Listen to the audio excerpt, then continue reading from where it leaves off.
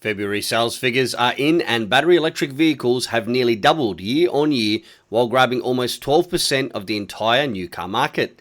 At the same time, fresh budget models, practical fleet incentives, real infrastructure upgrades, compliance reality checks, and a major new luxury off-road EV confirmation are landing.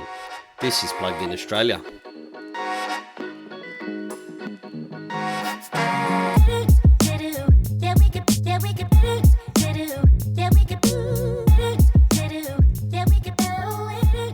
G'day and welcome back to Plugged In Australia, episode 28 on March the 12th, 2026, and the EV news cycle just keeps on keeping on. We've got blockbuster sales numbers, new affordable options, fleet and commercial progress, plus the latest on incentives, infrastructure and future metal. We're sticking to the facts as always, giving you as much information and specs as we possibly can, but trying to make sure that it's information that matters to us Aussie drivers. So, strap yourself in and let's get into it.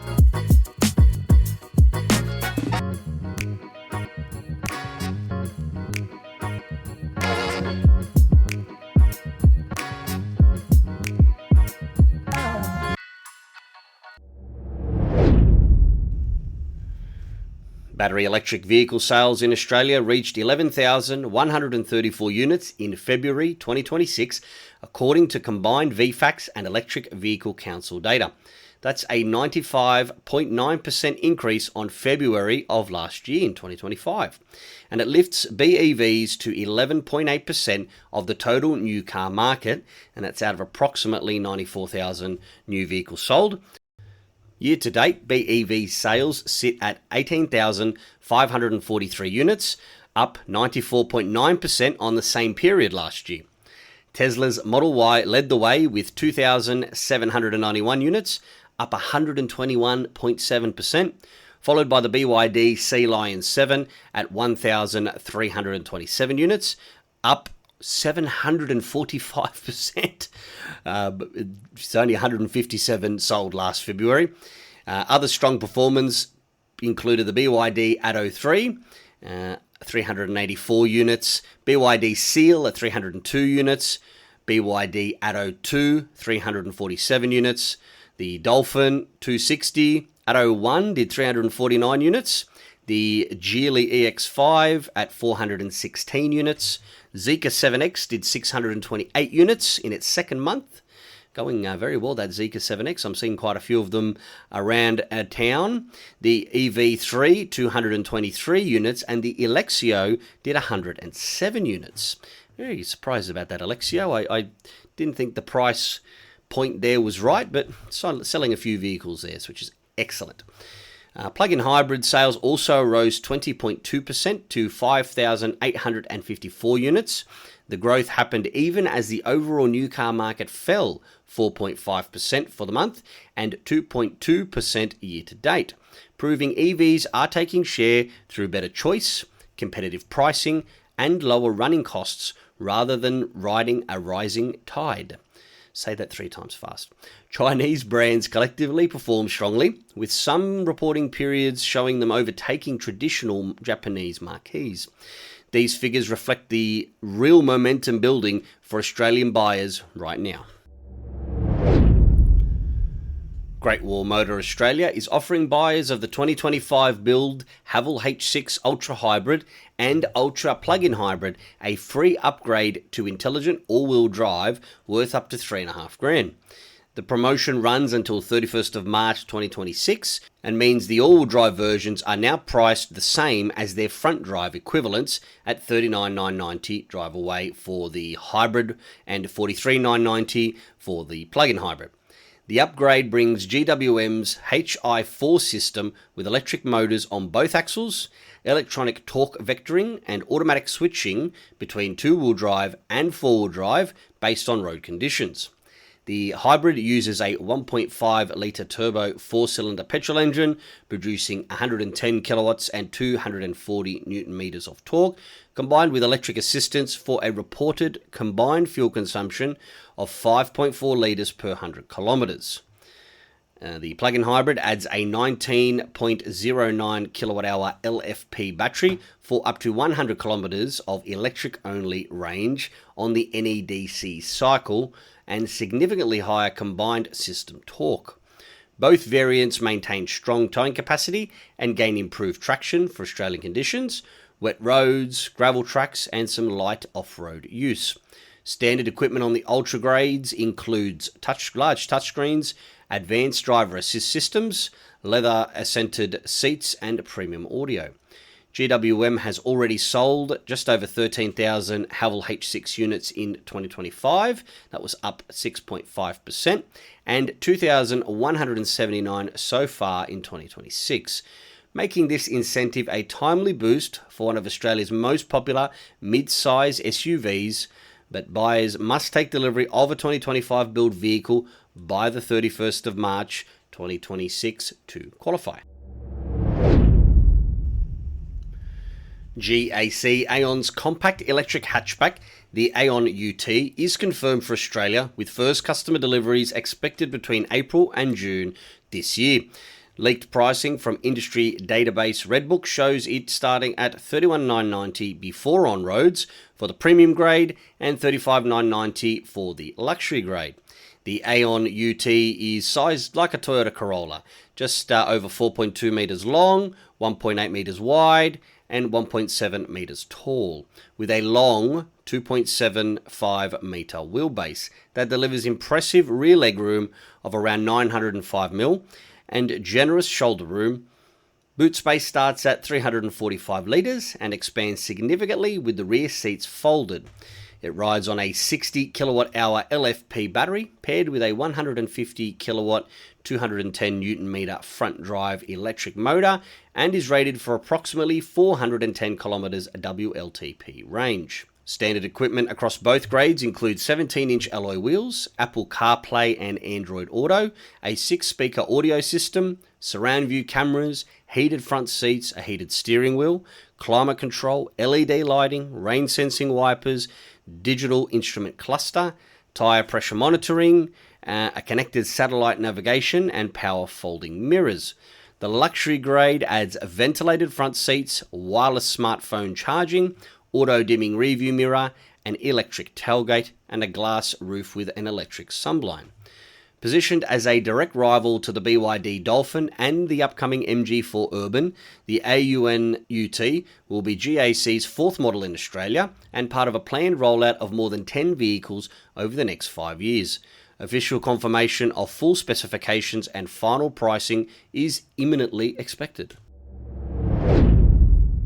Zeekr has announced the 7X Black Special Edition in Australia. Priced from $75,900 plus on roads, it is based on the top spec performance all-wheel drive model and adds a full dark theme package in response to customer feedback. Exterior upgrades include an all-black onyx gloss paint finish with gloss black lower front and rear bumpers, black lower door trims, black roof rails, 20-inch, you guessed it, black alloy wheels, and an exclusive rear 7X black badge. Inside, buyers get black Napa leather upholstery, ventilated and massaging front seats, electric reclining heated rear seats, and a heated leather-wrapped steering wheel with electronic column adjustment.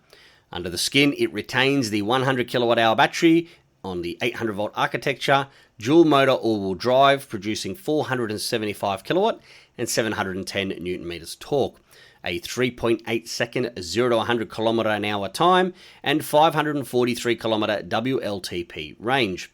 DC fast charging capability peaks at 420 kilowatt. The full suite of standard equipment carries over, including the air suspension with its continuous damping, tri-zone climate control, 13-inch driver display, 16-inch touchscreen, 36-inch heads-up display, the 21-speaker audio, your wireless Apple CarPlay, Android Auto, and 250-watt wireless chargers. The Black Special Edition joins the regular 7X range that starts at $57,900, and deliveries are commencing imminently. Ineos Automotive has confirmed that development of its smaller, more road-orientated SUV, previously known as the Fusilia, is alive and well and progressing towards a public debut and timeline announcement in the not too distant future. The model was originally slated for 2027, however was paused due to slower EV uptake and industry uncertainty around tariffs and taxation. The vehicle will slot below the Grenadier in both size and price, while retaining INEOS functional, boxy design language and strong off-road capability. It will be offered with both full battery electric and range extender powertrain options, the latter using a combustion engine as a generator to extend range. This dual approach is expected to help INEOS meet its CO2 targets in both Europe and the UK, while appealing to Australian buyers who need long-distance capability in areas with limited charging infrastructure. INEOS Australia and New Zealand Regional Director Justin Hokiva told Car Expert that a more compact model would perfectly complete the Grenadier and Quartermaster, giving the brand a broader portfolio for everyday usability. Quote, the concept of the Fusilier, something that's a bit smaller than the Grenadier, is still a vision that is alive and well in the company, and we're actively pursuing what the vehicle would look like, end quote. Exact Australian specification, pricing and timing will be confirmed closer to launch. Australian Electric Vehicle Specialists, also known as the Australian EVS, is now actively converting older diesel buses to full battery electric powertrains as a cost-effective alternative to new imports. One current project is turning a 1978 Leyland double-decker, which was previously used for community transport in the Byron Bay area, into an electric motorhome. The conversion includes a 280 kilowatt-hour battery pack, delivering more power than the original engine, plus roof-mounted solar panels for auxiliary systems such as fridges. The vehicle is in its final repowering phase and expected to be road-ready within the next month. The company is also working with a public transport authority on the business case for converting a fleet of up to 100 mid-life Bus Tech XDI buses. Analysis shows the electric repowering cost over the remaining 10-year asset life is cheaper than continuing with diesel or buying a new electric bus. Benefits include dramatically lower fuel and maintenance cost, zero tailpipe emissions, and extended vehicle life. Australian EVS Director Edwin Higginson noted that the approach is already proven in Europe and in the US and is now being scaled in Australia. In Western Australia, several Perth operators using electric and hybrid buses on regional routes have already reported up to 25% fuel savings and significantly lower maintenance. These projects show the business case for electrification works even for heavier commercial vehicles and remote operations. Reports indicate Porsche may merge its Taycan and Panamera model lines into a single sedan family for the next generation, offering petrol, plug-in hybrid and full electric powertrains under one nameplate. The move is part of cost-cutting efforts under new CEO Michael Leiters amid slower luxury EV uptake in some markets and high development costs. Greater platform and parts sharing would reduce expenses while allowing buyers to choose their preferred powertrain. It is unclear whether the combined model would keep the Taycan or Panamera name, or even adopt a new one, but the strategy mirrors Porsche's current approach with the petrol and electric Cayenne models. In Australia, the current Taycan range starts at 181,000 plus on roads and extends beyond 400,000 for the top turbo GT variants, and the Panamera sits from 246,000 to over 500,000 buckaroos. Any changes would likely apply from around 2028 to 2030 onwards and would not affect any existing models. We will keep an eye on that as always to check for any official confirmation as this story develops.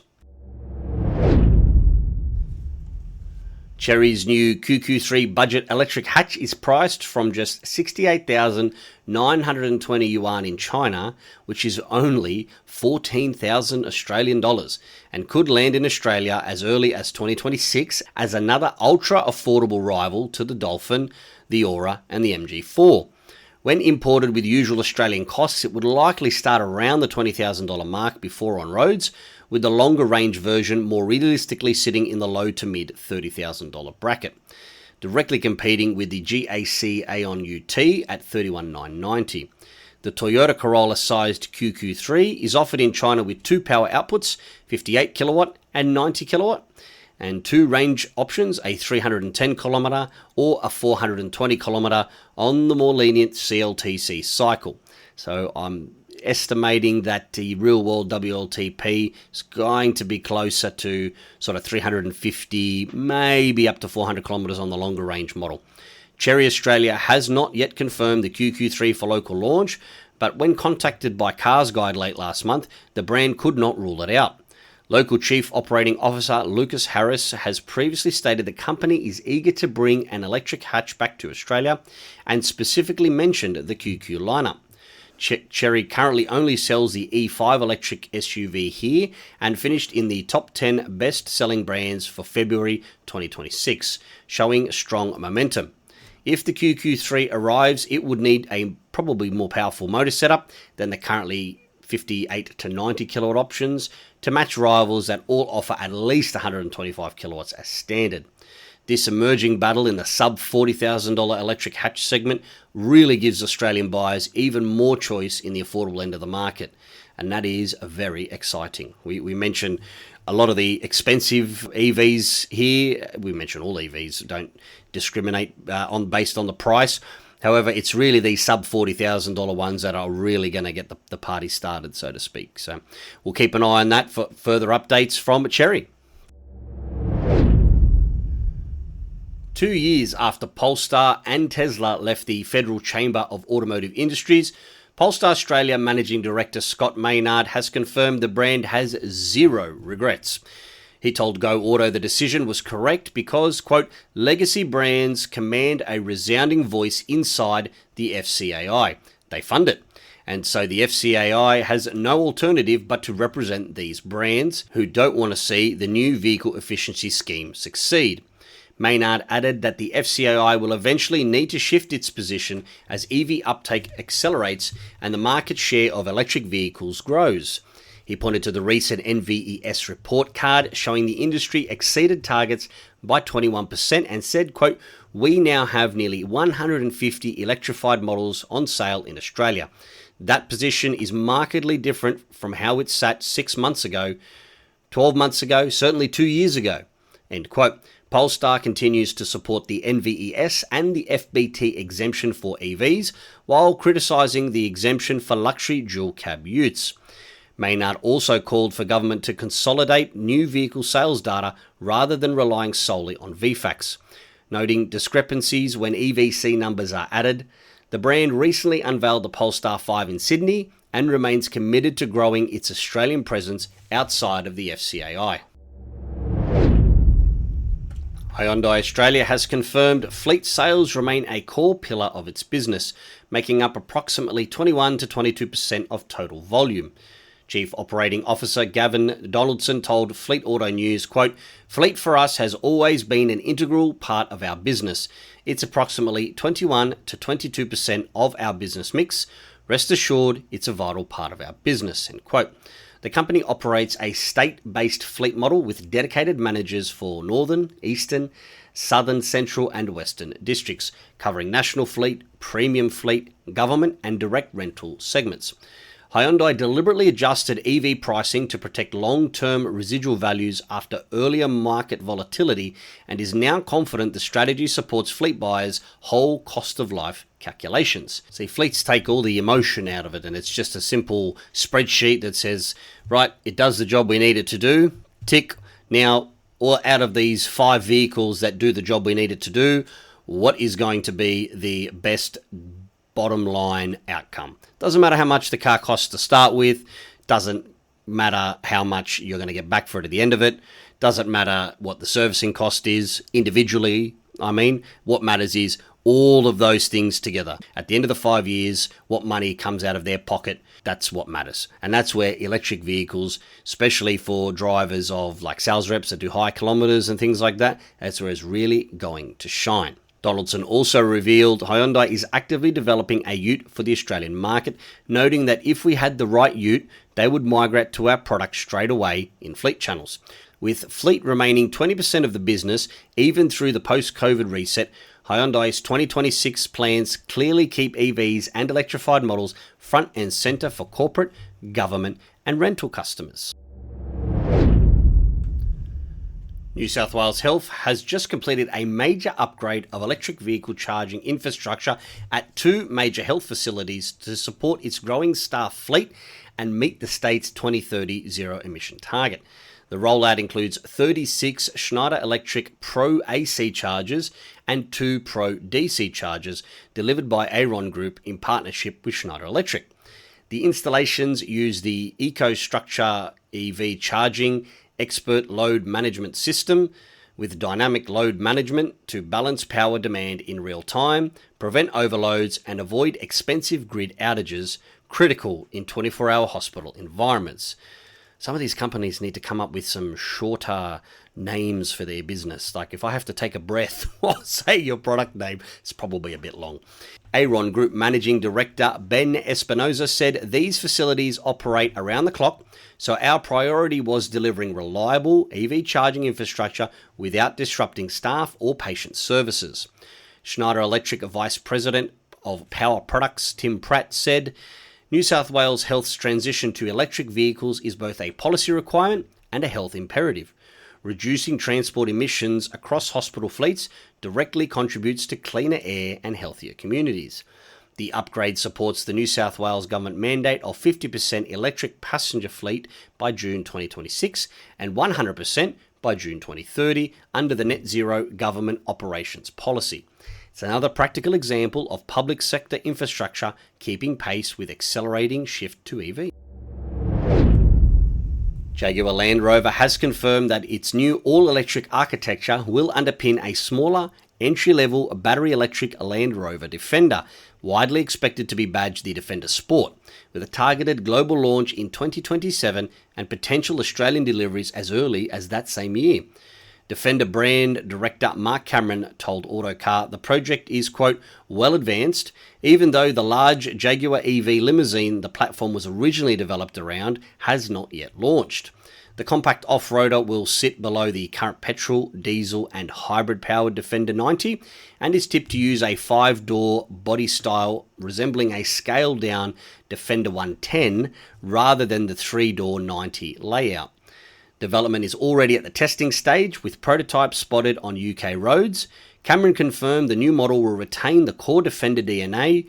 Quote, our design and engineering teams have created that red line, the circle that every Defender has to have.